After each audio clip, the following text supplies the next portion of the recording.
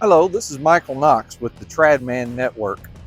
I'm so glad that you have found us, and we hope that you will spend some time, get to know us, and share together what it means to be masculine in the 21st century. We live in an era where masculinity is attacked, villainized, demonized.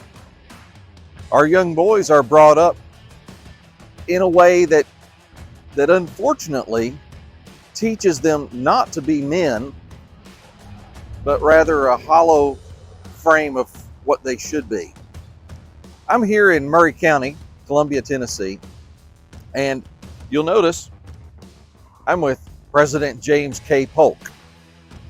President James K. Polk was a one-term president, and he did some amazing things for our country. One of which was he expanded our border from the east to the west. He did things like establish the modern postal system. He was a very forward-thinking man. He was a masculine man. Yes, he had his problems, and yes, there were things that he should have addressed that he didn't. But that's part of being human, isn't it? Here at the Tradman Network, we are seeking to find ways where we can encourage one another as men to be traditionally masculine. Now you may ask, what does that look like? What does that mean? That's not an easy question to answer. But I think it does come back to this one thing, the idea of honor and principles.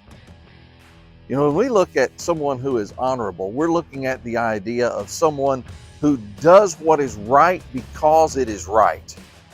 Even if it's difficult, he does what is right. And that's what we're all about, doing what's right. Because it's not easy to be a man in 2025. But I know you can do it. Join us in the Tradman Network, and let's share together and grow together and be the very best men that we can possibly be.